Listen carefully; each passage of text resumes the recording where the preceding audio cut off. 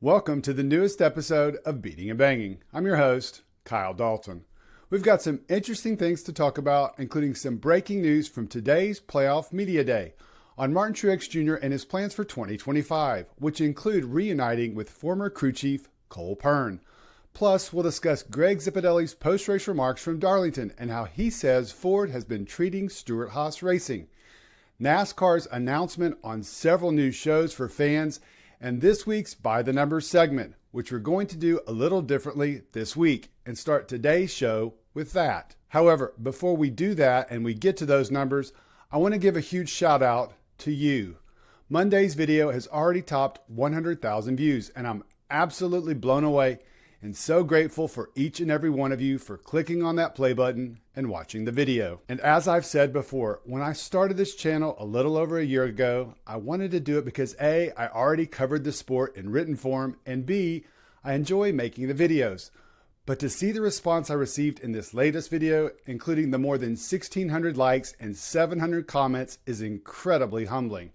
What's also very humbling is I have to go through all 700 of those comments and find the ones with HH to enter all of you guys in the giveaway for this Kevin Harvick helmet. Honestly, I'm excited to do it.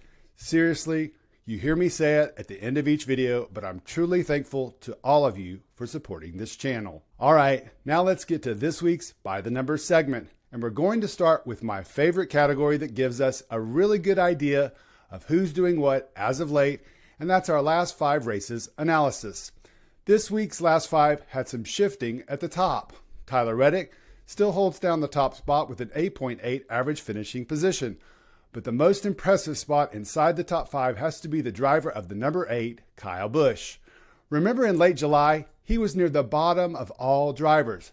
Now look at his numbers since the Olympic break, and they include back-to-back runner-up finishes. Rowdy would love nothing more than to play the role of spoiler and win a race or two in the playoffs. Rounding out the top 5 are Christopher Bell, Bubba Wallace, and Ross Chastain. The 2 bubble drivers posted strong performances when it mattered the most, but the win and you're in scenarios proved costly for them and Chris Buescher. And the last driver I want to highlight in our last 5 because it will lead to our next item, and that's Martin Truex Jr. Look at where the 2017 Cup champ sits. He's effectively the very last of all the full-time drivers at 29.6 in his last 5. But I wanted to take a little deeper look into Truex's season, and for the fans of the number 19, they know it's not been pretty. In the last 10 races, or basically since he announced he was retiring in mid-June, Truex has 2 top 10s, 1 finish in the teens, 3 in the 20s, and 3 in the 30s. His average finishing position in that time is 23.7.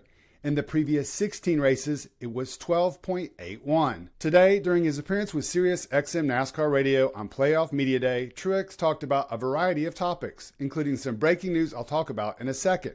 But he also addressed his team's performance in the back half of 2024 and made a candid admission. We haven't been able to win this year, and that's been really frustrating because early in the year, we were so good, so consistent, so fast, should have won a couple.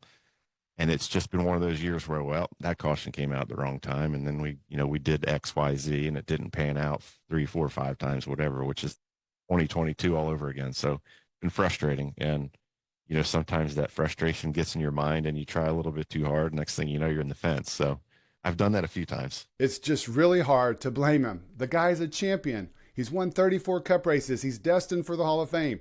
But he wants to taste victory lane just one last time. The question is, will he do it? Or will he be like Kevin Harvick last season and go winless in his final year? And now it's time to talk about that breaking news. And it was a short time after talking about Truex's hopes for the 2024 season when he made a surprising revelation about his plans for the 2025 Daytona 500 and how they will include former crew chief Cole Pearn. Can we get any more deets on this Daytona 500 start? Who with? I don't know. Okay. All Coach told me is that he will have a car for me. So I told him, okay, Wait a minute. that's cool. I thought Denny had a car for you. Everybody's got a car for you. I mean, they're going to have to figure it out together. I guess I don't know how it works.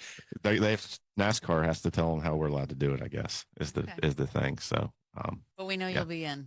All I know is I'm racing. You have work to do, sir. Go And win your second the other champion. cool news about that is Cole Pearn's going to be my crew chief. Have you heard? Nice. I have not heard that. We're bringing him out of the mountains. Breaking news We're going to make right him shave. here. Right here. Yeah, No. he's going to do it. It's going to be awesome. How did you get Cole off the ski lift?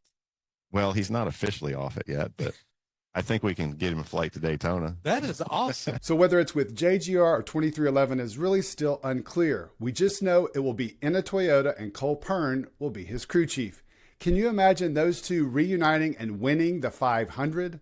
Would be a pretty incredible story to start the 2025 campaign.